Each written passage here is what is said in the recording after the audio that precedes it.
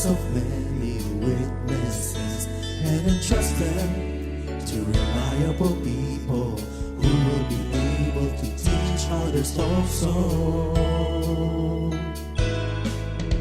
Take the teachings you heard me proclaim in the presence of many witnesses and entrust them to reliable people who will be able to teach others also.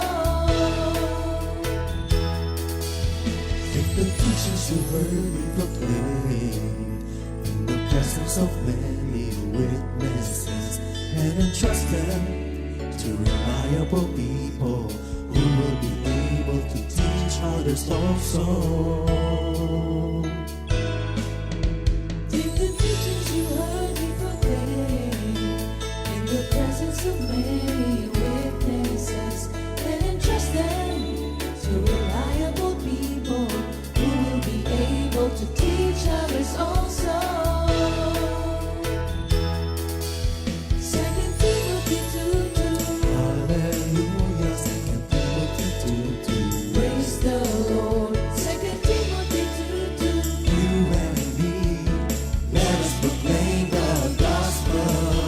2 Timothy 2:2. Hallelujah. 2 Timothy 2:2. Praise the Lord.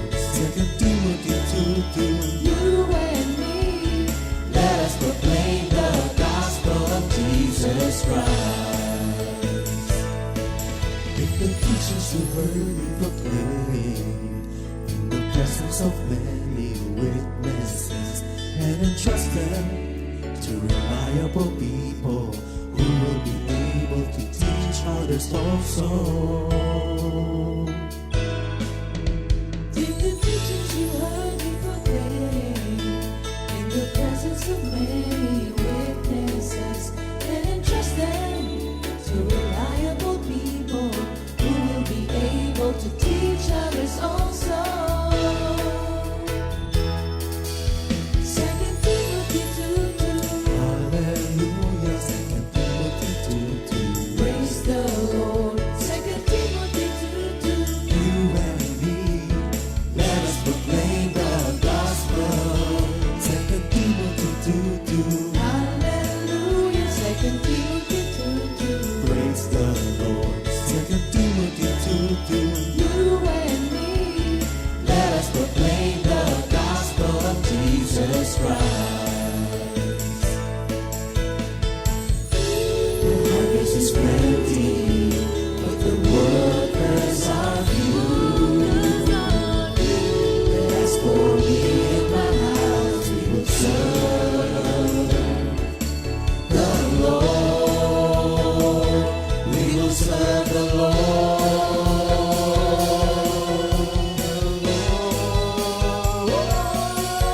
2 Timothy 2:2. Hallelujah. 2 Timothy 2:2. Praise the Lord. 2 Timothy 2:2.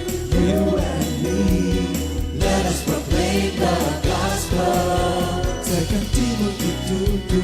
Hallelujah. 2 Timothy 2:2. Praise the Lord. 2 Timothy 2:2.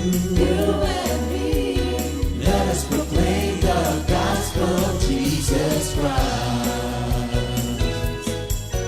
2 Timothy 2:2. Hallelujah. 2 Timothy 2:2. Praise the Lord. 2 Timothy 2:2. You and me, let us proclaim the gospel. 2 Timothy 2:2. Hallelujah. 2 Timothy 2:2. Praise the Lord. 2 Timothy 2:2.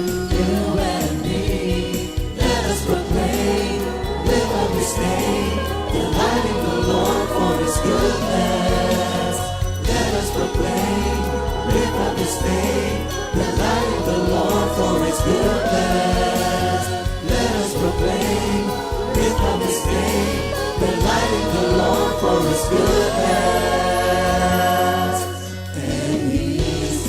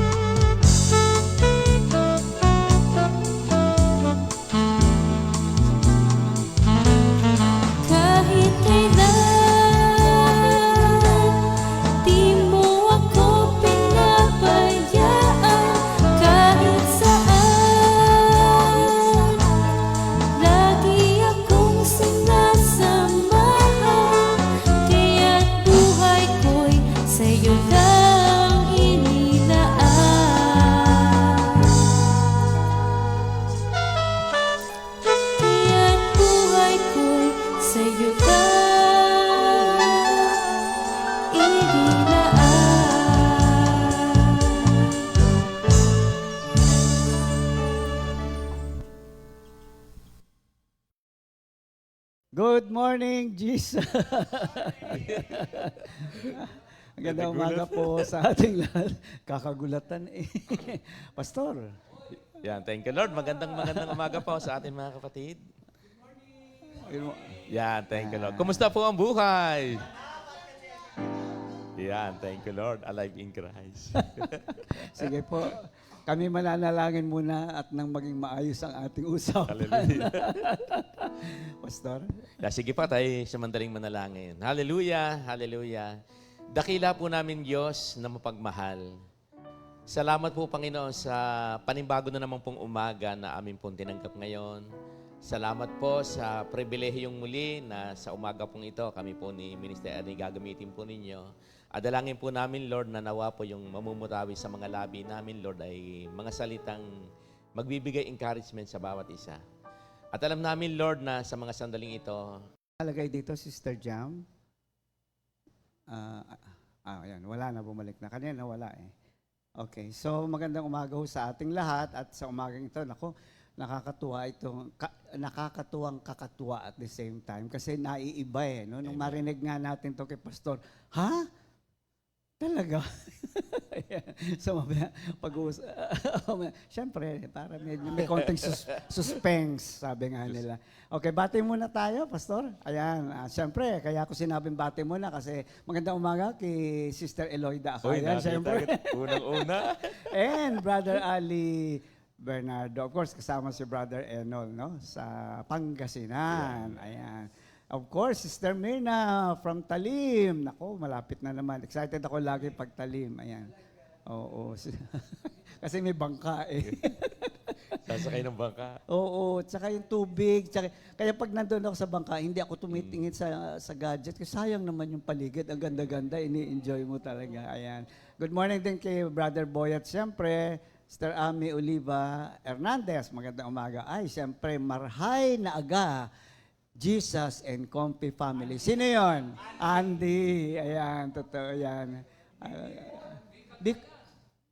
Oo nga daw eh, may kanta. Maririnig natin yon later on. Ayan. Oo. Thank you, Lord. Si Brother Bartuloy. Brother Bar, ginamit yung kanyang tunay na pangalan, Gerardo Lapus. Ayan. At magaling na siya, no? Siya yung nagkasakit.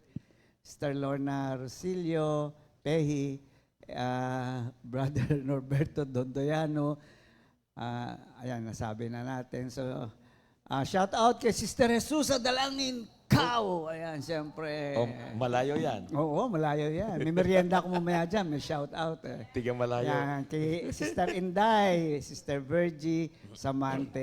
Ayan. Oo nga eh. Ay, nandito.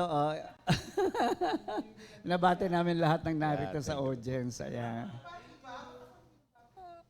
Ay, tayo magpatuloy sa ating gawain. So tayo po ay dadako sa ating memory verse. Okay. Pastor, memory verse. Ako na? Okay, sige. Nagkahiyaan pa kami dalawa. Memory verse of the week, Jeremiah 17:7. 17:7. Blessed is the man who trusts in the Lord and whose hope is the Lord. Maganda, no? Kasi not in the Lord, but is the Lord. No? Sa Tagalog, mapalad ang tao na nagtitiwala sa Panginoon at ang pag-asa ay ang Panginoon. So lahat ng ating pag-aaral ay patungo doon. Ano? Lahat ng ating pag-aaral ay nagdudulot ng higit na yaman sa pag-asang ating inaasahan sa ating Panginoong Yesus. At sa umagang ito, tuloy-tuloy na siguro tayo. No? So, sabi ko kay Pastor, sino una? Pick? Hindi, sabi ako na muna daw ngayon. So, ang ating pag-aaral ay kakaiba. Pero hayaan yung basahin ko muna ang text na para sa akin ay 1 Corinthians 12. Pero simulan ko na dito sa 20. Ayan. But now indeed there are many members, yet one body, and the eye cannot say to the hand, I have no need of you, nor again the head to the feet, I have no need of you. much rather those members of the body which seems to be weaker are necessary.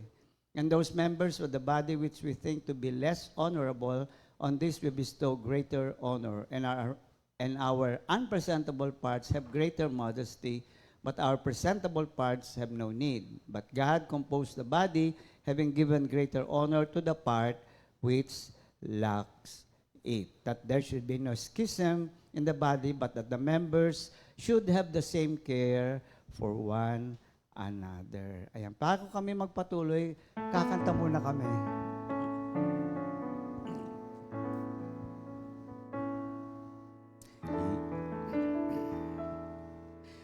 Isang Panginoon ang ating pinaglilingkuran. Sabayan nyo kami.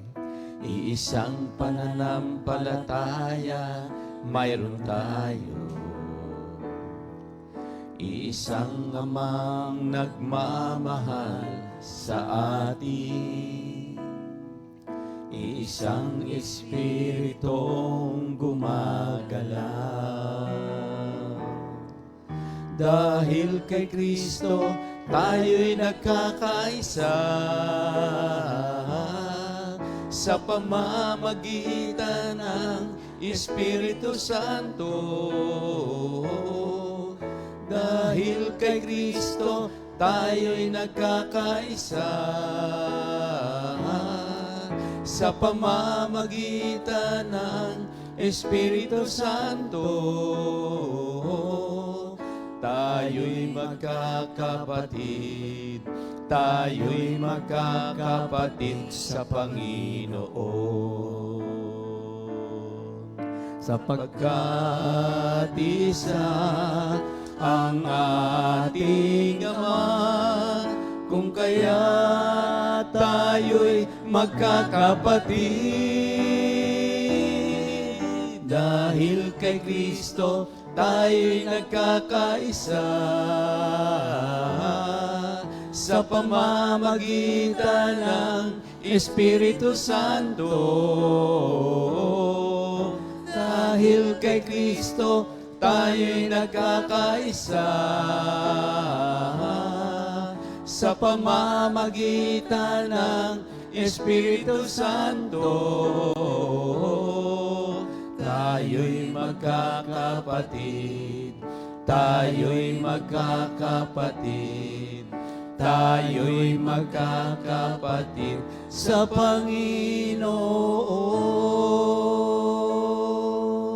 Ayan, pinili po namin yung awitin na yan sapagkat yan ay nagbibigay larawan ng tinatawag na buhay sa iglesia. Kasi nga ang ating series ngayon ay ecclesiology. No? Again, gusto kong banggitin itong definition is the study of the church. So ito po'y nakafocus lamang sa pag-aaral sa church. Ito'y nakafocus sa kanyang nature, structure, governance, and function. It explores the biblical and theological foundations of the church, its role in God's plan, and its relationship to Christ and believers. So it's a comprehensive series, no?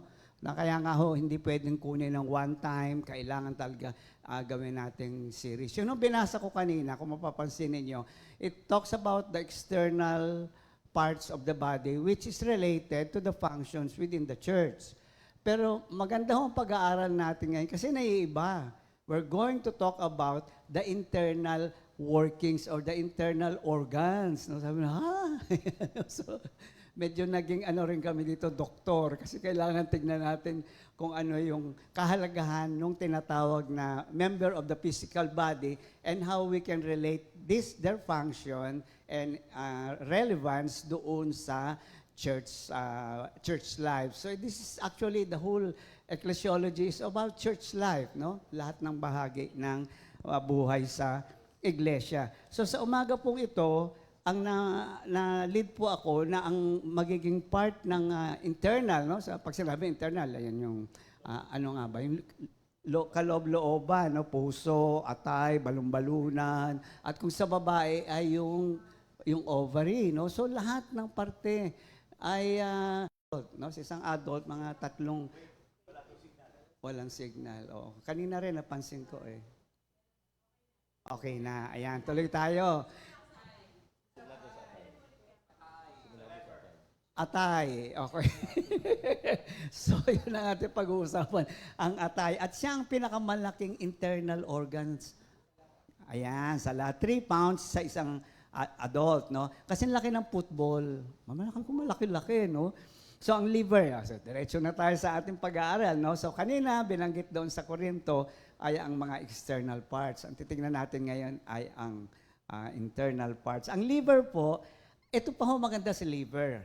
Ang ating katawan either has organs and either it is an organ and a gland. Okay? Ang isang para hindi tayo mapalayo, isang isang example ng organ ay ang tinatawag na puso. May function siya, hindi ba? It pumps the blood. Pero ang liver, siya ay organ, siya ay at the same time gland. No? So, hindi lahat ng organ ay gland. Pero lahat ng gland ay organ. Ayan, may natutunan tayo sa anatomy. Ayan. So, tignan natin ito. No? The organ is a structure composed of different tissues working together to perform a specific function. So, may specific function siya. And ito nga yung heart, yung lungs, yung stomach, ayan, or even the liver, no? Or organ din siya, no? Pero ang gland ay may specific pang function. A gland is an organ or part of an organ that produces, secretes substances such as hormones, enzymes, sweat to regulate various bodily processes. So maliban dun sa proseso ng mga puso, proseso ng mga, sabi natin, ng tiyan, pag sinabing secret, naglalabas siya ng mga chemical upang maging lalong maganda ang proseso. Example, sweat gland. Ayan, ang organ ay ang skin, no? Yung ano. Pero at the same time, naglalabas siya ng pawis. Ayan, for ano 'yan? Para ma-ventilate yung body natin. So yung temperature niya ay maging normal. Okay. So tingnan lang natin yung mga primary gland, no? Sa organ, andyan yung saliva, andyan yung tears, di ba? Nagpo-produce siya ng tears. Sa gland, example is pituitary gland, naglalabas siya ng hormones. Okay? Salivary gland, naglalabas siya ng saliva, laway. Sweat, naglalabas siya ng pawis. No? So think of organs as the body's building blocks with specific roles, while glands are specialized organs that secrete substances to help the body function well. So napakaganda. Tandem ba, nagko-complement yung mga organs at saka yung tinatawag na organs that at the same time sila ay gland. Now, all glands are organ, but not all organs are glands. Naku, nakakatuwa. Ano? So, in a sense, the church is an organ. Doon muna tayo sa organ. Kasi ang definition ng organ is, yun na nga, binasa natin kanina, no? Ito yun naman sa church, no? A structure composed of different functions or ministries working together to perform a specific function. So, ang tinatawag na church is an organ kasi iba't ibang bahagi nito ay kumikilos papunta lamang sa isang layunin. So, anong layunin natin? The propagation of the gospel to the whole world to make disciples. Alam natin sa Matthew 28 at ganun din naman sa Mark 16:15. And he said to them, go into all the world and preach the gospel to every creature. Sa madaling salita, ibang-ibang parte, iba-ibang ministeryo, pero iisa ang layunin. Kagaya nung sa organ, iisa ang layunin na tumakbo ng maayos yung function ng katawan. Okay? Now, in the spirit, as we are talking about ecclesiology, Ephesians 4:11 to 16. Basahin ko lang po sandali. Oh. Ephesians 4:11 to 16. Tama ba to? Ayan. Sabi dito, and he himself gave some to be apostles, some prophets, some evangelists, and some pastors and teachers for the equipping of the saints, for the work of the ministry, for the edifying of the body of Christ, till we all come to the unity of the faith and of the knowledge of the Son of God, to a perfect man, to the measure of the stature of the fullness of Christ. So lahat ng ministeryong ito ay ginagamit patungo sa isang layunin. At yan ang tinatawag nating divine commission. No? At dito makikita natin na merong apostles, may prophets, may evangelists, may pastors, may teachers. At naglagay po ako dito ng kakaperanggot para maunawaan lang natin yung function ng bawat isa. Kumbaga sa katawan, bakit may ganitong organ? Bakit may ganyang organ? Dito naman, bakit ibinigay sa atin ang tinatawag na ministeryong ito? Ang tawag natin dito ay functional gifts. No? May hierarchy na tinatawag, no?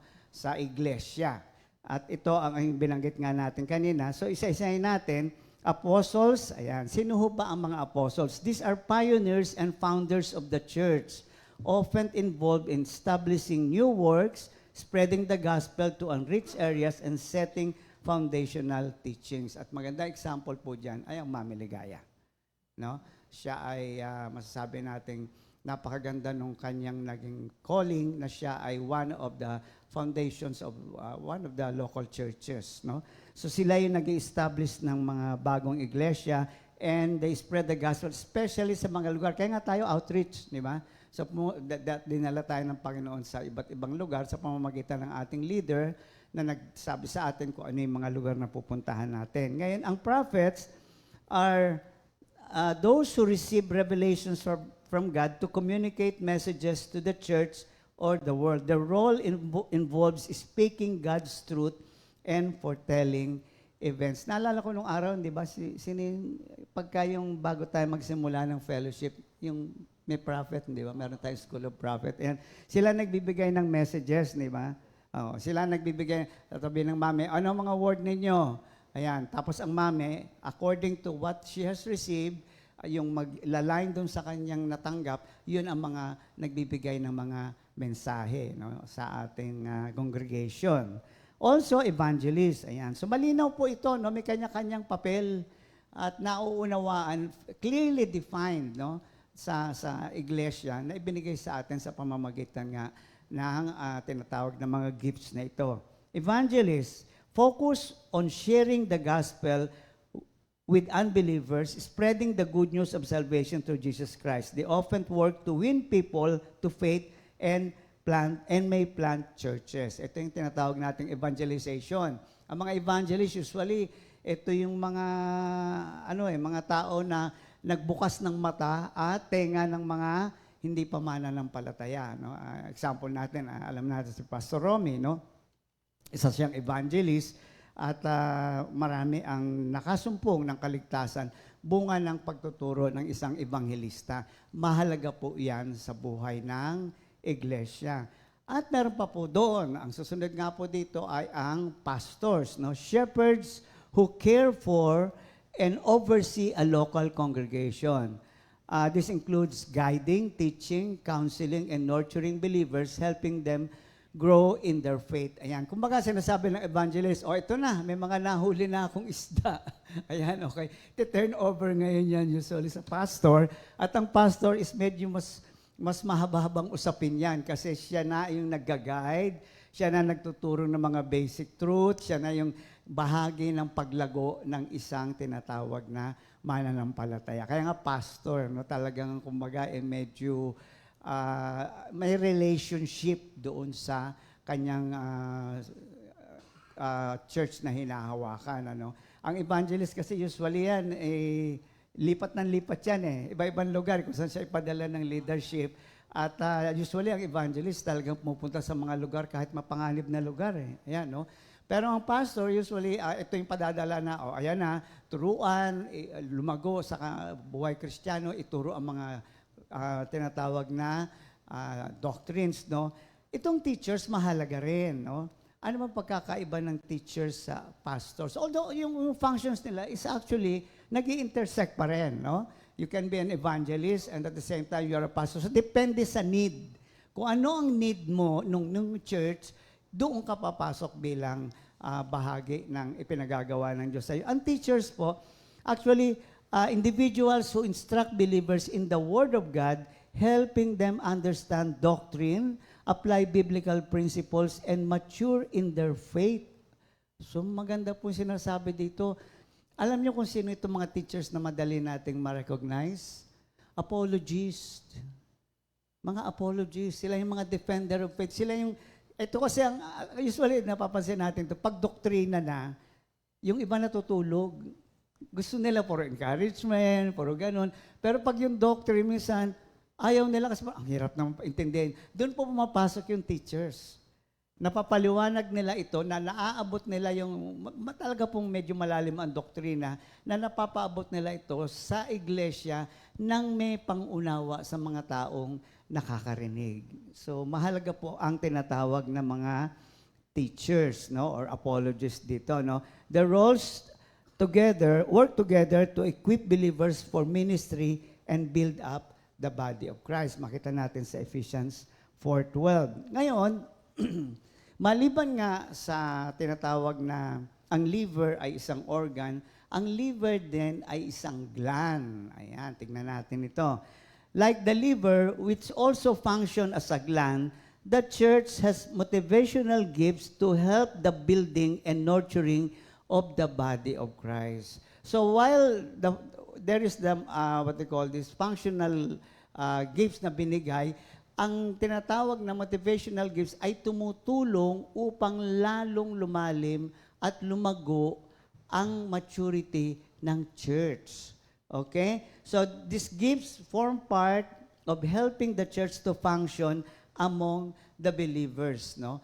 Nagpa-function po ito sa lahat, pero makita natin ito yung nagpa-function sa whole church among the body of Christ, especially among the membership. So hindi pwedeng sabihin na wala akong bahagi, kagaya nga nitong pinag-aaralan natin. Ang lahat ay may bahagi, kaya lang kailangan ma-recognize mo ano yung gift na ibinigay sa iyo, no? So tignan natin ito, Romans 12:6-8. Ayan, para mas makaano tayo sa ating pinag-uusapan.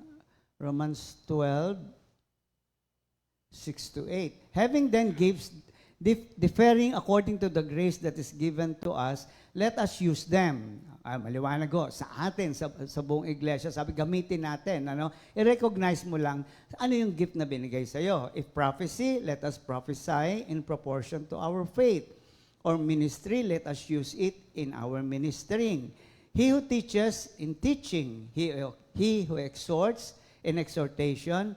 He who gives, with liberality. He who leads, with diligence. And he who shows mercy, with cheerfulness. So yung unang bahagi po, yung tinatawag nating functional gifts, ay na-enhance, nano-nurture, lumalago because of the motivational gifts. Ito po ay workings of God through these gifts in the church which edify the church. No? So yun yung sinasabi nating gland naman, the gland function of the liver, no? So tignan po natin ito. Ano nga ba ito? Now, these are gifts given to the members of the church for the edification of the body, demonstrating that the church is living and alive and actively participating in its growth. Maganda po ito kasi kumbaga sa liver, kung nagsisikret siya ng mga kailangan, ay very healthy liver yan, di ba? Walang cancer yan, kumbaga. So, ganun din sa church. Pag nakikita natin nagpa-function ng lahat ng ito, maliwanag na ang church na ito ay ano? Buhay. Bakit to? Meron hong patay. Ayan, may dead churches. So, tignan po natin, unang-una, ano ba ang bahagi natin dito and how active is the church as far as these are concerned. Prophecy. Speaking God's message to others often with encouragement, exhortation, or guidance. Sa atin ho, malinaw yan. 2 Timothy 2:2. Malinaw ho yan, no? We prophesy. How? Through encouragement, exhortation, or guidance. Yung mga tinatawag nating mga testimony. Kaya nga sinasabi, every Christian is a missionary. Hindi po pwedeng sabihin, ay, hayaan nyo na sila pastor, hayaan nyo yung mga minister. Hindi po. kailangan nung mag-function ang body upang ito ay lumago. Yun ang problema sa mga churches na sabihin, ay, bahala na yung mga yan, nagbigay na ako, nag-contribute. Hindi ho yun ang buhay na iglesia. Ang buhay na iglesia, mismo ang membership ay gumagalaw. And they acknowledge what? The gifts coming from the Holy Spirit. Pangalawa, service. Serving others in practical ways, meeting needs within the church or community. Binabanggit ko po ito upang makita rin natin at ma-examine natin, ang Comfy ba ay active and living church? Di ba? So, makita natin dito, sabi dito, serving others in practical ways. Kagabi, galing kami sa service sa Patay. Ayan. Ano pa ho ba ginagawa natin? We have visitations, right? Ano pa ba? We have intercessory prayers. So, ang lahat kumikilos. Ang lahat gumagalaw, no? Through the acknowledgement of the gift. Teaching, instructing others in the Word of God directly or indirectly. Paano ho bang indirectly? Testimony. Being a coordinator. Yun lang ang pagiging coordinator mo, nag-uumpisa ka na magturo. So, makita ng pagiging coordinator na nadi-display or nade-demonstrate yung buhay ng isang iglesia. Yung ba namang linggo-linggo, atin naman kayo. Atin naman kayo. Tapos di naman uma-attend, di ba? Pero patuloy mong ginagampanan, no? Invites. Ayan, marami tayong, nood naman kayo ng GMJ. Mga kapatid, no? Meron ganyan. So, makita natin, napakahalaga ng teacher, no? Kaya nga sabi ko kanina, medyo nag-i-intersect lahat yan. Hindi naman pag sinabing teacher, yung formal na nagtuturo. You can be a teacher through your life, no? Through your church life. Maganda makita natin, gamitin natin yung tamang term, church life. Walang, ay, magaling siya, ay, ma-effect. Hindi ho. Pag ganun tinignan natin, may naitataas, ay baka maging kulto. Hindi ba yun ibig sabihin ng kulto? Pag hindi si Kristo ang naitaas at ang tao naitaas, ay kulto yan. Pero sa atin, hindi, glory to God. Ano sinasabi sa Comfy? Alam niyo, hindi namin malaman sino leader sa inyo. Di ba? Hindi namin malaman. Lahat tumatayo, lahat nagtuturo, lahat. You know, ibig sabihin ng isang active and living church, no? Helping them understand doctrine and biblical principles. Ayan nga, di ba? Nagtatanong, ay, brother, ganito. Minsan hindi naman tungkol sa Bible, sa mga practical questions. Madalas nadadanas namin yung mga minister na nagtatanong sa amin, special minsan tungkol sa mga problema nila sa buhay. No? Exhortation, encouraging and motivating others, often through the words of comfort. Ayan. Tayo naman ng mga glory to God sa Comfy, puro word of encouragement ang lumalabas sa atin. Kahit na parang wala na nga, hindi, meron pa yan. Tulog muna tayo, bukas naman. Again, through visitation, hindi naman dahil may sakit. Siguro very good example si Tata Fred, no? Tata Fred will take the initiative of visiting, no? Kahit na kilala na niya, pupuntahan, no? As the Lord leads him, papasyalan niya, hindi dahil may sakit o ano pa man, just to say hi, kumusta na kayo dyan, no? And intercession na banggit, no? Challenge or guidance na tinatawag natin dito na, lalo na pagka medyo matagal na sa Panginoon, hindi na binibaby yan eh. China-challenge na yan, okay? So, nare-recognize na atin yung maturity, no? Ano ba to? Sheep o lamb pa ba ito, ano? So, marunong tayong, ano ba sa tamang salita, no? Mag-discern kung ano ba ang tamang disiplina para sa membro ng iglesia. Giving, nako, hindi na ako kailangan magsalita. Sharing resources with others, often with generosity and liberality. Ang keyword po dito, with generosity and liberality. Ayun, lahat ho tayo sa Comfy na dadanas natin. At tayo mismo mga manggagawa. Sabi nga, hindi ka naman pwede mag-lehens at hindi ka bubunot. Bumunot ka rin naman. Di ba sabi ni James, sana gumaling ka na. Thank you Lord, pinagaling mo. Sige ho, bye-bye ho. Saan ko di bumunot ka, bigyan mo naman. Di ba? Alam na natin yon. Buhay ang iglesia. Buhay na buhay ang iglesia. Leadership.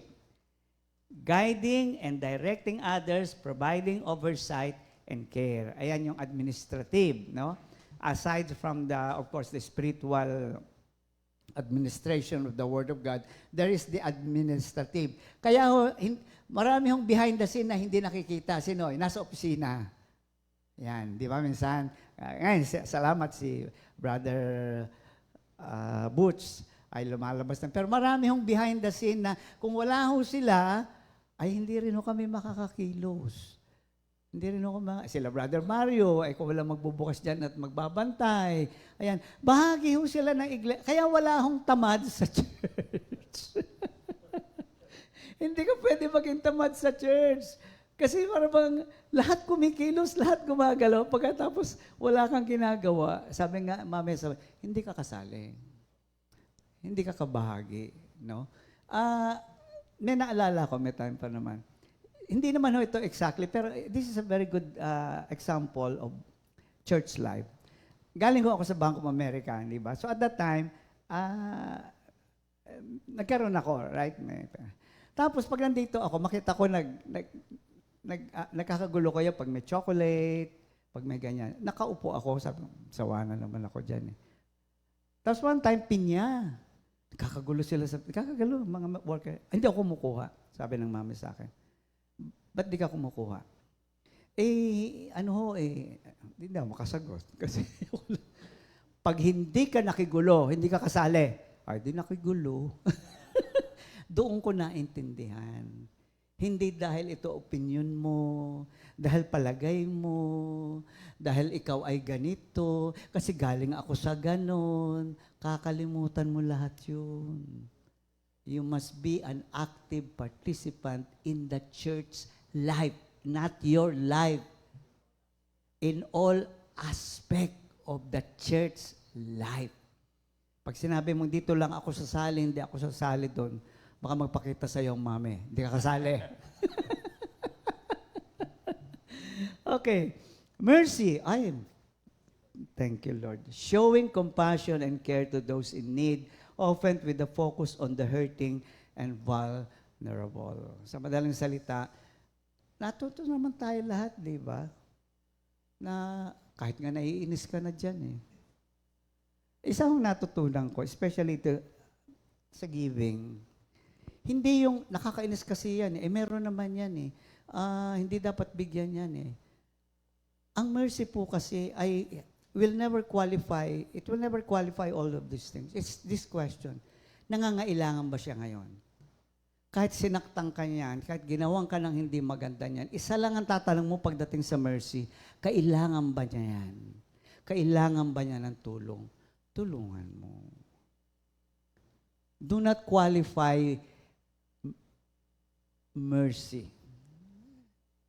Never qualify mercy na he does not deserve mercy because of this. No.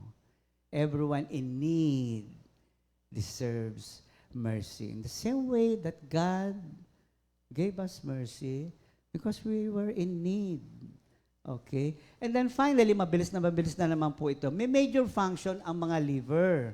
At nakita ko, nandun din ang church. Kaya sabi ko, talino talaga ni Lord. Okay. It clears toxin and harmful substances out of the blood. So out of the system, may mga toxins talaga mga free radicals. We call it free radicals. So may mga napoproduce na free radicals. At ang napakaganda, kaya talagang dapat mong alagaan ng liver kasi siyang tagalinis, taga-filter siya eh, no? So sa atin, the church defines truth from error. Nililinis niya ang iglesia, ang tawag dito, ang iglesia pala, ang naglilinis ng katawan ni Kristo. How?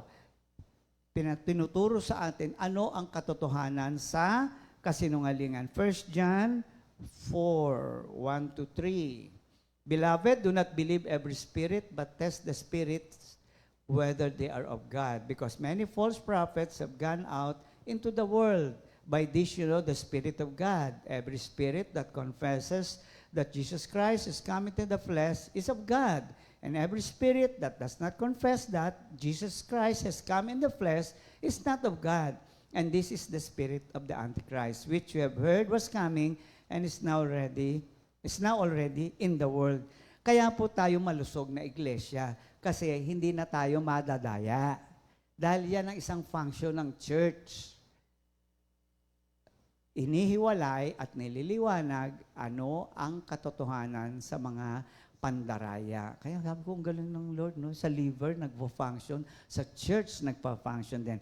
It gets rid of the old red blood cells. Ang ano pala, ang liver, yung mga lumang, may tinatawag palang lumang dugo. No? Totoo naman, di ba? So, ang mga lumang dugo, kumbaga, wala nang pakinabang yan, inaalis niya, tinatapon niya. Kaya nga talaga kailangan ingatan mo yung atay, no? Para yan maganap. Sa atin naman, the church defines human teachings from divine doctrine. Luma. Di ba galing tayo lahat doon? Mga lumang pagtuturo na ano? Galing sa tao. Nililinis ang bawat tao, sa bawat mananampalataya. Di ba? Ay, kapatid, maganda yan. Pero ang tanong natin, nasa Biblia ba yan? Wala. Tabi mo na. Okay. So, very clear ang delineation, no? Very clear ang delineation is very emphatic, no? Very specific kung ano ang turo ng tao at ang turo ng Diyos. Kaya tayo lagi sa prayer meeting, ay sister, huwag ka na magpakain sa patay, hindi kinakain yan. Di ba? Iba kumakain dyan. Mas maliwanag yun sa atin, no? Colossians, tignan natin, Colossians 2:8. Ayan. Beware lest anyone cheat you through philosophy and empty deceit according to the tradition of man, according to the basic principles of the world, and not according to Christ. So, turo ba yan na galing sa Biblia? Kaya lagi nating tanong, nasa Biblia ba yan? Kapatid, walang sinasabi. Ngayon, pag sinabing secret ang Bible tungkol doon, walang binabagit, ay huwag kang mag-speculate. So malinaw sa atin lahat, no? Alam natin paano desisyonan ang mga bagay na naririnig natin. Pag mali, malinaw na mali. Pero minsan nadadaya tayo sa turo ng tao kasi malapit din sa turo ng Diyos. Pero salamat sa iglesia na i-define yun. And finally, church provides the integration. Ayan, to maganda eh. The church provides the integration of all teachings for practical life application. So, ang kagandahan nito, dahil ang iglesia ay, sabi natin yung liver ay healthy, natutulungan niya yung function ng buong katawan na tumakbo ng mahusay.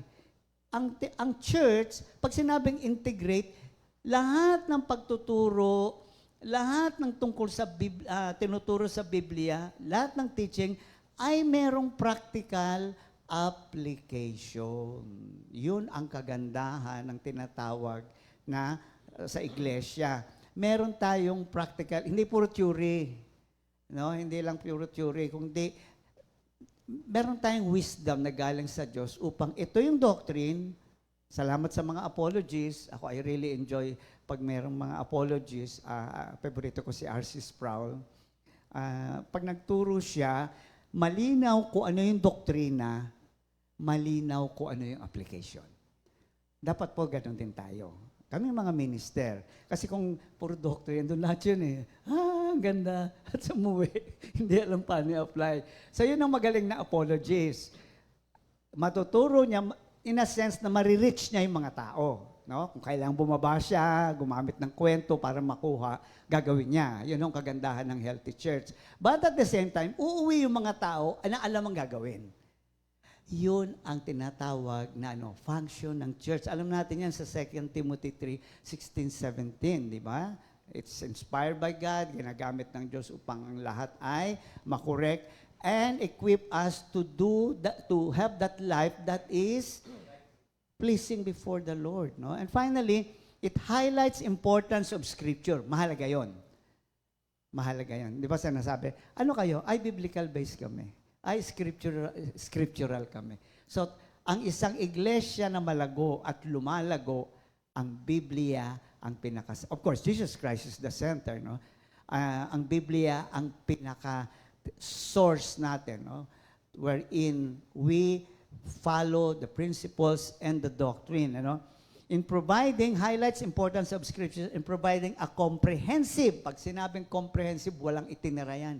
Ultimong maliit na na kaso ng buhay mo, ultimo pinakamalit na problema mo, hina-highlight ng scripture na may sagot yan. May sagot yan. Kaya ang isang healthy church, kapag yan ay sinasabi mong healthy, scripturally based lagi yan. At of course, tama yung pagtuturo. No? So, in providing a comprehensive framework for teaching, correction, and training in righteousness, equipping believers for practical application in everyday life. At alam nyo, anong resulta nito? Masaya yung Kristiyano. Bakit? Nakikita niya yung fulfillment ng word sa buhay niya. Di ba? Nung araw naman, basta naririnig lang natin, turo. Uwi tayo nga. Ganun pa rin ang ugali. Hindi man natin naintindihan eh. Pero ngayon, kinakain natin ang salita ng Diyos. Kaya wala akong dahilan hindi ka lumusog. Kain ka na kain araw-araw, hindi ka lulusog. Ano bang ginawa mo sa pagkain mo? So kung kumakain ka ng salita ng Diyos at ang iglesia ay patuloy na kumikilos bilang iisang katawan upang dalhin ka sa higit na pangunawa at praktikal na aplikasyon ng Biblia, kapatid, hindi ka pwedeng hindi lumago. That's why kanina binanggit natin, you have to be an active participant in the church life. In Jesus' name we pray. Amen. Ayan, Pastor. Yan, thank you Lord. Puri po, Panginoon. Sige po, dadako muna tayo, Minister Ernie, sa ating babati tayo sa may birthday. Sige po. Mabasa mo ba? Yan, babasa. Okay. Happy May 13, 2025. Happy birthday to Brother Alan Cabral. Ayan, happy birthday, Sister Lot Pehi. Sister Fatima Dulos, nasa abroad din tayo, tagapagkasinan nito. No? Sister Andrea Maligbas, Sister Jocelyn Orte, Brother Joshua Apelado, and of course, happy anniversary rin po. Sabay-sabay tayo. Brother Larry and Sister Linda Gaberia. Happy anniversary.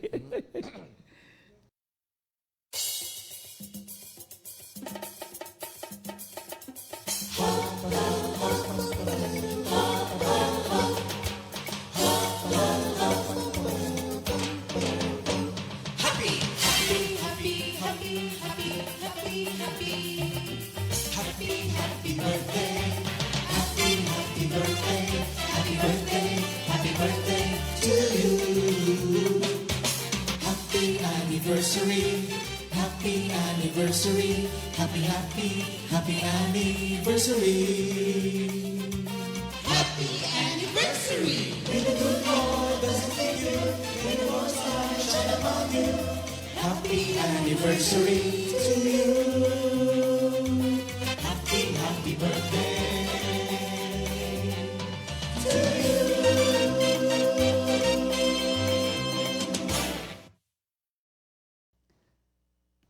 Happy birthday and happy and anniversary. happy anniversary. Bago po magpatuloy si Pastor, meron kaming kanta na awitin. I need you, you need me. That's the way we grow. I need you, you need me. That is unity. United in Christ we live. United in Christ we seek. For more of Him and less of us.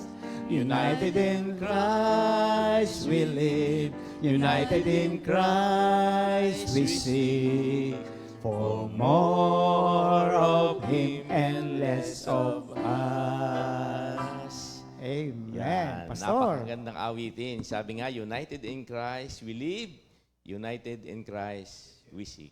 Yan, thank you Lord. Purihin ang Panginoon. Sige po, sa pagkapatuloy po ng ating tinatalakay ngayon tungkol sa ecclesiology, sa study of the church. Yan, nga po, katulad nung nabanggit nga doon sa 1 Corinthians 12:27, kayong ang lahat ang iisang katawan ni Kristo at bawat isa sa inyo ay bahagi nito. At doon po sa 1 Corinthians 12:14, ang katawan ay binubuo ng maraming bahagi at hindi iisang bahagi lamang. Kaya mahalaga po mga kapatid niya, katulad nga po na ibahagi ni Minister Ernie, sabi ang church, iglesia, na si Jesus ang ulo po at ang iglesia ang katawan. Yan, alam po naman natin yan. Kaya nga po napakahalaga doon sa unang Korinto 12 verse 18, inilagay ng Diyos ang bawat bahagi ng katawan ayon sa kanyang kalooban. Ibig sabihin, no, sabi nga, yung kaayusan talaga ng Diyos ibinibigay sa atin. Yan, kung yung kay Minister Ernie po kanina ay yung tinalakay niya ay tungkol sa liver, tungkol sa atay. Ang akin naman ngayon ay tungkol naman sa dila. Yan naman po yung aking napili. Sa Kawikaan po, basahin ko lang po ito sa Kawikaan 18 verse 21, ang buhay at kamatayan ay sa dila nakasalalay. Makikinabang ng bunga nito, ang dito ay nagmamahal. Naku, napakahalaga po mga kapatid nung kanyang mga salita. At ayon niya po mga kapatid, tandaan po natin na sabi nga yung physical structure ng dila. Ano po ito? Ang dila ay isang muscular organ ng bibig. Di ba? Alam po naman natin yan, na ginagamit para sa pagsasalita, pagnguya at paglunok ng pagkain. Di po ba? Kaya pagka, gaano nga bang kahalaga yung dila? Parang, alam ko, Minister Ernie, pagka, di ba, minsan hinihila yata ang dila. Kailan ba hinihila ang dila? Pag umuurong. Hinihila po yan, Pag nag-epilepsy Pag yun. epilepsy ba yan? Yan po. At ang dila ay isa ring, ang tawag yan, sensory organ na responsable sa panlasa. Ito yung sabi dyan ay nakakalasa ng kung matamis, maasim, mapait o maalat. Di ba? Minister Ernie, ang inyo yata ang dila, lahat lahat masarap. Di ba? Nalagyan yata ni Lord ng Ang betsin lahat yung ng tila. panlasa na yung dila, lahat masarap. Nalagyan Yan, ng betsin. sabi nga po, ang paggalaw ng dila ay ginagamit para sa pagsasalita o pagbigkas ng mga salita. Ang dila ay tumutulong din para manatili ang daanan ng hangin para sa paghinga. Kasama rin pala yun. Di ba? Tumutulong din po yung dila sa daanan ng hangin para sa paghinga. Kaya mahalaga po mga kapatid yan. Ngayon po, pag-uusapan nga po natin ngayon yung tinatawag na, ano nga ba yung kapangyarihan ng dila? Ito yung tinatawag na the power of speech. Tandaan po natin, meron nga pong tinatawag na positive use. Ano po yung positibong paggamit ng dila? Sabi dito, it brings life, healing, joy, and understanding. Diba? Kaya kapag po nagamit sa tama, ano po yun? Ito po yung nagbibigay ng kagalingan. At yan naman po yung may mga scripture tayong babasahin. Sabi po ng Efeso 4 verse 29, huwag ninyong pabayaang mamutawi sa inyong mga bibig ang anumang bulok na salita. Subalit kung mayroon man, ay mamutawi yaong mabuti na kagamit-gamit. Kagamit-gamit sa ikatitibay upang ito ay makapagbigay ng biyaya sa nakikinig.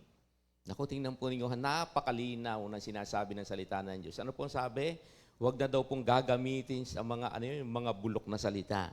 Pag sinabing bulok, yung po'y itinatapo na. Sabi niya, sa Proverbs 13 verse 3, ang taong maingat sa pagsasalita ay nag-iingat ng kanyang buhay. Ngunit ang taong madaldal, dulot sa sarili ay kapahamakan. Hindi lang po yan. Sa Proverbs 15 verse 4, ang magiliw na salita ay nagpapasigla sa buhay, ngunit ang matalas na pangungusap ay masakit sa kalooban. Kawikaan 15 verse 23, ang matalinong pagsasalita ay nagdudulot nga ng siyahan sa salitang angkop ang salitang angkop sa pagkakataon may dulot na pakinabang. Sa Kawikaan 22 verse 11, ang magiliw mangusap at may pusong dalisay, pati ang hari ay magiging kaibigan. Tingnan po nyo kung gaanong kabisa yung dila. Kapag daw po nagamit talaga sa tama, kahit daw po yung hari ay magiging kaibigan. Kawikaan 11 verse 11, dahil sa salita ng matuwid, ang banal ay tumatatag. Ngunit sa kasinungalingan ng masama, ang lungsod ay nawawasak. At sa Kawikaan 12 verse 6, pumapatay ng lihim ang pangungusap ng masama, ngunit ang salita ng matuwid ay nagliligtas sa kapwa. Kawikaan 16 verse 24, kaaya-ayang salita ay parang pulot-pukyutan, matamis sa panlasa, pampalusog ng katawan. Tingnan po nyo ha. Kaya kapag yung palang pananalita natin, may vitamins din pala yan. Sabi dito, yan ho'y nagpapasigla din po yan ng katawan. At sa Kawikaan 15 verse 28, tinitimbang ng matalino kung ano ang sasabihin, ngunit di na iniisip ng masama ang kanyang sasalitain. Di po ba? Salamat na lang sa Diyos at tayo inayos ni Lord yung ating atay. Atay talaga. Inayos na Diyos yung ating atay. Kaya simple kung hindi inayos po yung atay, madaling maaatay, mamamatay. Diba? Kaya hindi na makapagsasalita. Kaya magkakarugtong po yan, pinag-aaralan natin ha. Ngayon, yung pong meron din po tinatawag na negative use sa paggamit ng dila. Ano po ito? Ito yung mga careless word, unkind word, hurtful words. Ito ay nagdudulot ng pinsala at sakit sa damdamin ng nakaririnig. Meron lang po akong isi-share na yan naman po siguro po ito yung naganap sa malalapitong kamag-anak namin. Ano po yun? Dalawa ho silang magkapatid. Tapos po, meron siyang yung pong babae, ay yung anak po, yung kapatid po niyang lalaki, yung may anak na dalawa. Ngayon po, pag uwi niya ng bahay, nadatngan niya yung kanyang mga pamangkin. Yung kapatid niyang babae, yung kanyang kapatid na lalaki, pagdating niya doon sa pag-uwi niya ng bahay, nadatngan po niya yung kanyang mga pamangkin na umiiyak. Tapos po, yung asawa din, yung nanay ng dalawang bata, may sakit din po. Ngayon, din ginawa nung kamag-anak din na hinanap po niya yung aming kamag-anak na lalaki. Ngayon po, nung makita niya, alam niyo kung nasa inuman. Simple po, kung ikaw din naman yung kapatid, simple hindi mo rin maiisip yung gano'n na para bang magagalit ka dahil nga na may mga sakit yung anak tapos makikita mo yung kapatid mo nasa inuman. Ngayon po, ang nangyari sa kanya, medyo nasalitaan niya na hindi maganda yung kanyang kapatid. Tapos po, umuwi na siya. Sinabi niya, ikaw, ganyan, ganyan, ganyan. Tapos po umuwi na po yung kanyang kapatid na babae sa bahay. Tapos dumating na po yung hating gabi na, alam niyo po, bumalik ulit siya sa lugar na pinagkakitaan niyo sa mga kapatid. Na nung kanyang kapatid na sa inuma. Pagbalik niya doon, wala na po yung kanyang mga kasamahan. Tapos kinabahan na siya. Ginawa niya, hinanap po niya ngayon yung mga kasamahan niya doon sa inuman. Pinagkakatok yung bahay, tinanong, sabi niya, nasaan yung ganito, ganyan, ganyan, yung kapatid ko. Sabi niya, kanina pa kami naghiwa-hiwalay. Alam niyo po, kinabahan na siya ngayon. Hanap siya ng hanap. Hanap niya doon sa mga kasamahan. Wala naman po doon. Pagdating ho ng hating gabi, alam niyo kung saan nakita yung kanyang kapatid. Nakita po niya na nakabitin na po sa puno, sa sanga ng mangga. At yun po ang binabanggit natin na yung salita na pag hindi napapanaw, making tama siya, pero yun nga po ang nangyari doon sa kamag-anak namin napahiya sa kainuman. Kaya ang nangyari po, yun po ang kanyang nangyari sa kanya ay siya po ay nagbikti. Kaya ibig sabihin yun ang binabanggit natin na meron talagang salita na dapat talaga iniingatan mo natin mga kapatid yan. Sabi nga ano po ito? Sa ating relasyon sa bawat isa, ang paggamit sa ating dila ay maaaring mag-build up, ito po ay maaaring magbuo, o mag-tear down, sumira ng ating relasyon sa ating kapwa. Di ba totoo naman po na pwedeng sa paggamit ng ating dila maging yung ma-build natin yung relasyon at pwede rin po ito yung sumira. At ang Biblia po ay nagbigay diin sa kahalagahan ng pagbabantay sa ating dila. Dahil ang lumalabas o sinasalita ng dila ay nagpapahayag ng ating inner character. Kaya nga ho, pinag-aaralan natin to. Kaya nga po doon sa Matthew 15:18, ano po ang nakalagay doon? Kung ano daw po yung nasa puso, yun ang lumalabas sa bibig. Kaya, at yun ang sinasalita ng kanyang mga labi. At sa Kawikaan 18, verse 6-7, sinasabi ng taong hangal ang pinagsisimula ng alitan at magdadala sa kanya sa kaguluhan. Ang salita ng hangal ang maglalagay sa kanya sa panganib at kapahamakan. Di po ba? Totoo naman. Sabi nga po doon, ang salita ng hangal, ito daw po ang magdadala sa kanya ng kapahamakan.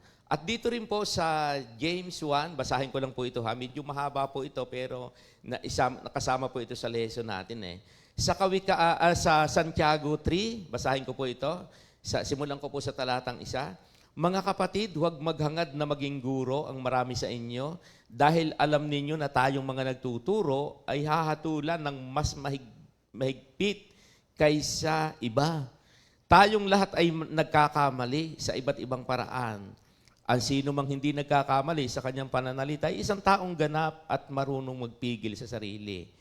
Kapag nilagyan ng renda ang bibig ng kabayo, ito'y napapasunod natin at napapabaling saan man natin naisin.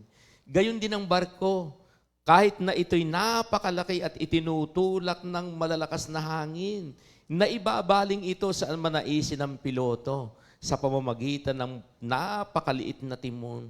Gayon din ang dila ng tao, maliit na bahagi lamang ng katawan, ngunit napakalaki ng mga ipinagyayabang.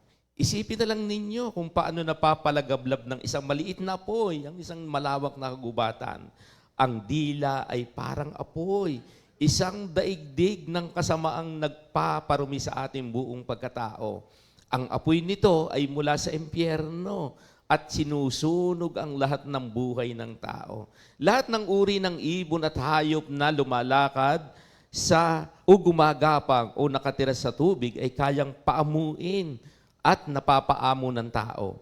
Ngunit wala pang nakapagpapaamo sa dila. Ito'y kasamaang hindi mamamatay. Ito ang ginagamit natin sa pagpupuri sa ating Panginoon at Ama. At ito rin ang ginagamit natin sa panlalait sa taong nilalang at kalarawan ng Diyos. Sa iisang bibig nang gagaling ang pagpupuri at paglalait, hindi ito dapat mangyari, mga kapatid. Tingnan po ninyo, napakaganda po ng sinasabi ng salita ng Diyos, na ini-encourage talaga tayo. Kaya nga sabi diyan, ulitin ko po itong Kawikaan 18:6-7, ang sinasabi ng taong hangal, ang pinagmumula ng alitan at magdadala sa kanya sa kaguluhan. Ang salita ng hangal ang maglalagay sa kanya sa panganib at kapahamakan. Ngayon, ano po ang sabi? Kailangan nating matutunan na masupil ang ating dila. Paano daw po natin masusupil yung ating dila? Unang-una, ang sabi diyan ay exercise self-control. Diba? I-exercise daw po natin yan. Ano po ito? Discipline our words. Yun nga po sa Kawikaan 15 verse 28. Avoid rash speech. Diba? Saan po makikita yun? Sa Proverbs, nakalagay doon. Ang sabi nga doon ay huwag daw tayong pabigla-bigla sa pangako. Yung pangalawa, be mindful of our words. Ang sabi diyan, kaya nga nakalagay doon sa Philippians 4 verse 8, ang sabi doon ay ilalagay doon natin sa ating kaisipan ay mga bagay na kapuri-puri at kagalang-galang. Colossus 3:2, isa-isip ang mga bagay na panlangit. Pangatlo po, ano sabi diyan? Speak truth. Diba, meron nga tayong sinasabi na kahit na maikli, basta totoo. Diba? Dahil minsan, ang haba-haba nga naman. Hindi naman totoo. Kaya sabi, kahit na maikli, basta totoo. Yan, check your honesty and your integrity. Di po ba? Kaya tayo ngayon, yun na po speak with gentleness and with consideration, di ba? Sa buhay natin ngayon. Ngayon po, meron din tinatawag na the power of wise word. Ano po ito? Ito yung mga salita na nagbibigay ng buhay. Sa Kawikaan 18:21, ang buhay at kamatayan ay sa dila nakasalalay. Sa Kawikaan 20 verse 15, marami ang ginto at mamahaling bato. Ngunit ilan lamang ang nakapagsasalita ng may karunungan.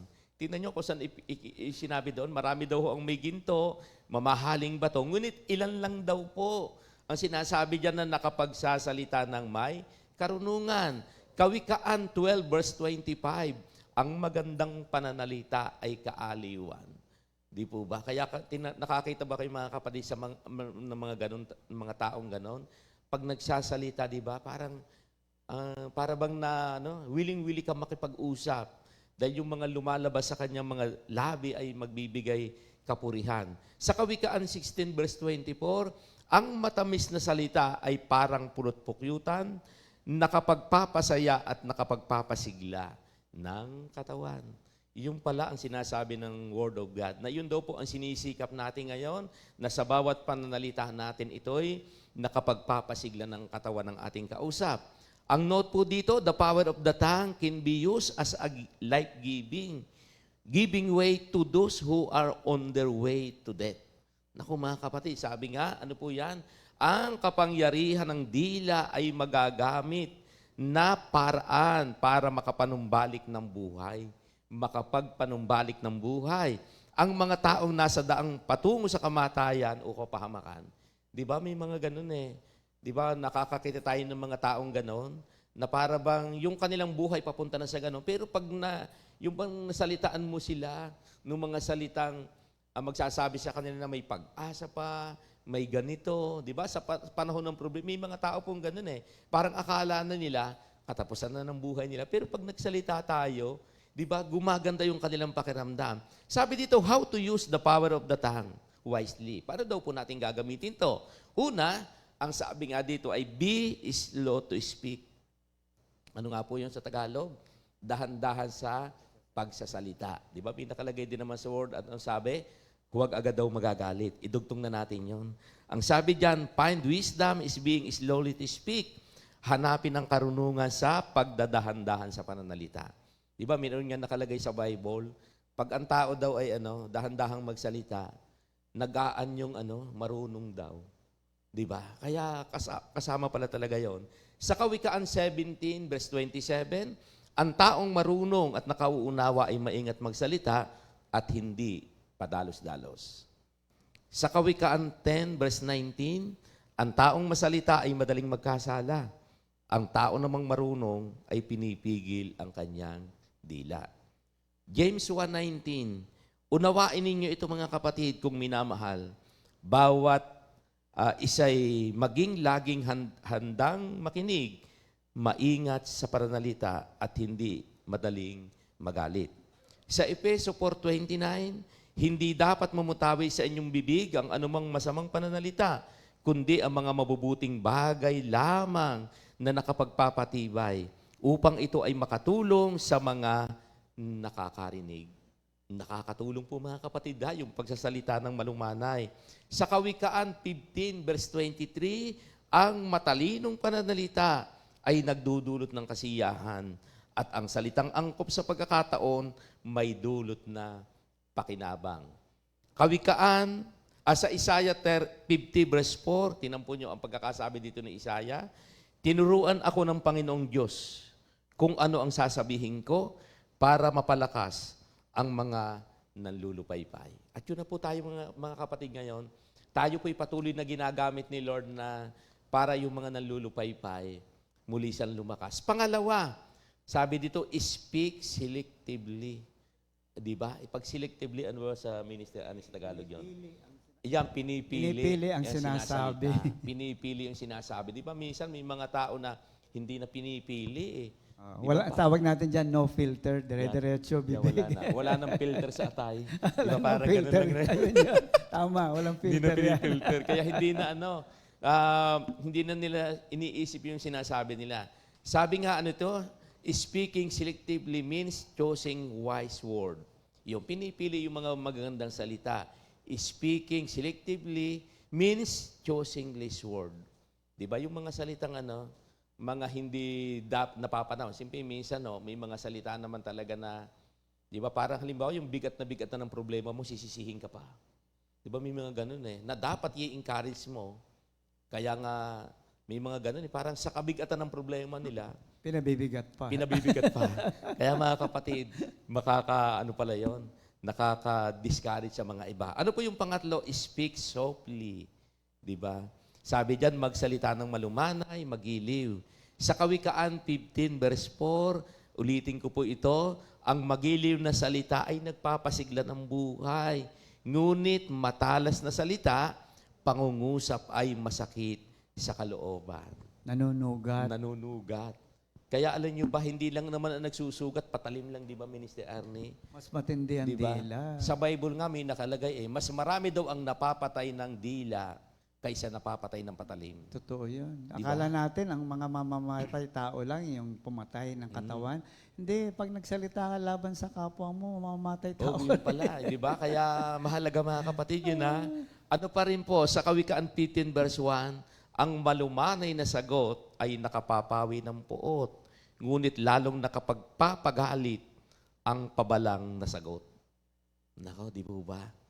Minsan may mga tao na tinatanong mo lang, Nakaangal na. galit na agad. Yan. Ano po yung sumunod? Speak in season. Sabi, mangusap ng naaayon sa panahon niya, ang binabanggit natin. Sabi yan, discern the best timing for a wise effort of restoration.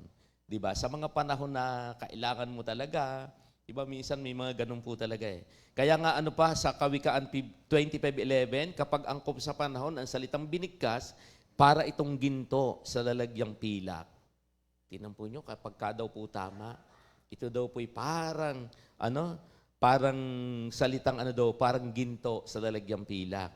Kawikaan 15:23, ang matalinong pananalita ay nagdudulot ng kasiyahan at ang salitang angkop sa pagkakataon may dulot na pakinabang. Kaya kung mapapansin po nyo ngayon, katulad siguro nung wala pa tayo kay Lord, yung mga pananalita natin gano'n. Pero ngayon, salamat sa Panginoon at tayo po'y ginagamit ni Lord sapagkat alam natin na ganun kahalaga yung ating buhay. Sabi nga, yung number 5 po dito, speak words that is acceptable to God. Yun daw po, lagi daw po nating naisin na yung ating mga sasalitain, ito daw po ay maging katanggap-tanggap sa ating Diyos. Di po ba? At yan naman po yung ninanais sa atin ng Panginoon. Meron po dito mga verse, doon po sa awit 19, verse 14. Ako, pag binasa po niyo yan, mahalaga po yan. Matthew 12:36-37. Kaya nga po, ano ang binabanggit? Na kung ano daw po yung puno, yun din ang bunga. Kaya ganun din, kung ano po yung nasa puso, yun din ang lalabas sa bibig. At salamat na lang sa Panginoon, tayo po yung ngayon? Kung katulad dati, para pag nagsasalita tayo, parang hindi na natin kinukontrol Pero salamat po sa awa at grasya ng Panginoon. At tandaan po natin, ang dila ay bahagi ng ating katawan. At sa ating pakikipag-ugnayan kay Kristo, ito ay binabago ng Diyos upang magamit sa pagsasalita. Pagsasalita po ng pagsasalita ng katotohanan, pagsasalita na magbibigay buhay. Kaya ngayon, napansin ba ninyo, pag nagsasalita tayo, di ba, nagbibigay buhay. Kaya nga, di ba, paborito nating yung bawat isa. Ay, thank you, Lord. Sa panahon ng problema mo, mayroong mga taong gagamitin ng Diyos para i-encourage ka na para lumakas yung pananampalataya mo. Gamitin natin ang ating dila upang maipahayag sa lahat ng tao. Paano po natin gagamitin yan? Ano daw po yung ipapahayag natin? Maipahayag natin ang pag-ibig ng Diyos. Na ang pag-ibig ng Diyos, di ba, may awitin tayo dyan? Ang pag-ibig ng Diyos ay tunay, ang pag-ibig ng Diyos ay walang kapantay. Di ba? Yung po ang ipinapahayag lagi natin, ang buhay na walang hanggan kasama ang Diyos. Di ba? Yung lagi naman po natin binabanggit sa John 3:16, sa pamamagitan ng ating Ama sa langit, dahil mahal niya tayo, ibinigay po yung kanyang kaisa-isang anak. Ibigkasin po natin yung sa ating mga labi yung kalayaan. Saan? Mula sa pagkabihag. Di ba? Pinapalaya. Anong sekreto niyan? Para mapalaya sa lahat ng hindi kalugod-lugod kay Lord, binabanggit natin sa ating pananalita, ini-encourage natin yung mga tao. At ang kaligtasan, saan daw po? Sa penalty of sin. Sa Romans 6:23, alam po naman natin yan, ang sabi, ang lahat ay nagkasala at walang sino mang karapat-dapat sa paningin ng Diyos. At ang sabi, ano daw po yung kabayaran ng kasalanan? Kamatayan. Di ba? Kaya ngayon po, ginagamit natin yung ating mga labi, yung ating mga dila para ma-encourage natin yung mga tao na may pag-asa pa. At ang buhay na ganap at kasiya-siya, ito na po yung nararanasan natin sa araw-araw nating buhay. Kaya mga kapatid, ano po ang nais pinapaalaala sa atin ng Panginoon ngayon? Yung ating pananalita, sabi dito, sikapin daw po natin na ito'y laging magbibigay kaluguran sa Diyos. Simple, di ba, Minister Ernie, katulad nga nung ating pinag-aaralan, inilagay ng Diyos po yan para, sa ikaluluwalhati ng Diyos. Amen. Di po ba? Kaya ngayon, pag tayo nagsasalita, di ba, laging sa ikaluluwalhati ng Diyos. Amen. Simple ang sinasalita natin, mga bagay na kapuri-puri, kagalang-galang, na magbibigay, papuri, at kaluguran sa ating Panginoon. Thank you, Salamat Lord. sa Diyos. Ayan. Yung nga, habang nagsasalita siya, naalala ko yung verse sa John, He's a voice in the wilderness. Ang iglesia ay tulad sa isang dila, Kasi tayo yung naghahayag ng katotohanan ng salita ng Diyos. So we are the voice in the wilderness, no? This world is a wilderness at yung iglesia bilang isang dila ng Diyos, no? Ang naghahayag ng katotohanan. Kanina pa binabanggit ni Pastor, naghahayag ng katotohanan na nanggagaling sa ating Panginoon. So, mga kapatid, nawa ay naging kasiyasiya, no? Sa amin ay naging kasiyasiya ang ituro ito. Nawa ay naging kasiyasiya sa atin at higit na naging maliwanag sa atin ang ating bahagi pagdating sa tinatawag na buhay iglesia. At marami pa hong panahon pag-uusapan natin ang buhay iglesia kung saan ang bawat isa ay may bahagi at kabahagi.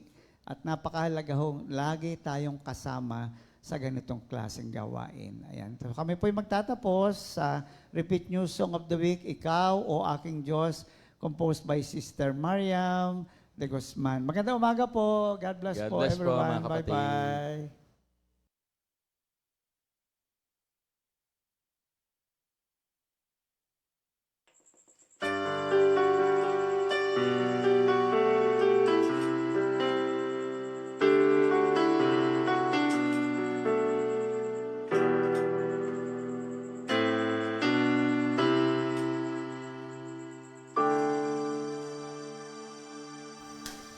Ikaw, o aking Diyos, ang aking kanlungan.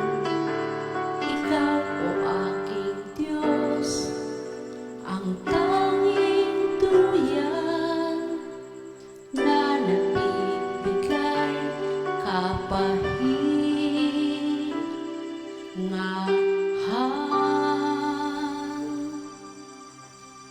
sa aking buhay. Ako'y di nag-isa, sa pagsubok ay laging may pag-asa. Hindi ka bumitaw, hawak mo aking kamay. Aking Diyos, mahal mo akong lubos. Mula sa'yo, buhay na taglay. Aking Diyos, ako ay tinubos. Kalayaan ngayon ay taglay.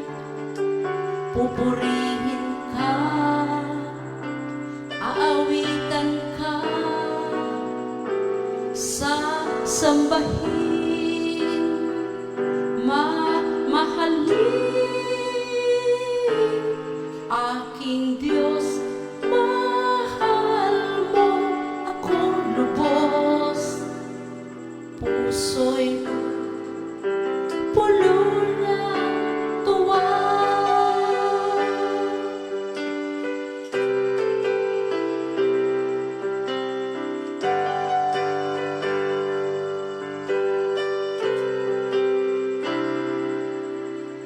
Ikaw ang aking Diyos, ang aking kanlungan. Ikaw ang aking Diyos, ang tanging duyan na nagbibigay kapahingahan.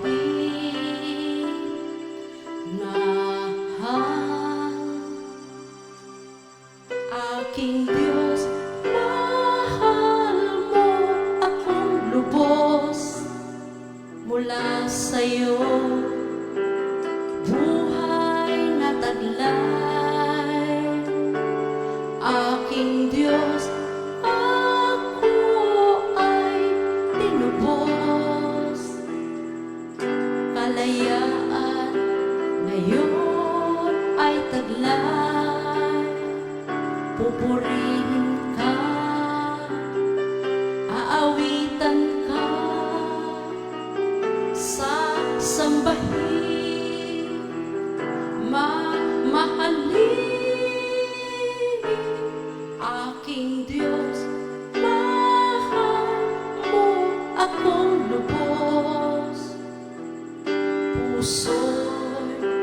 puno ng tuwa.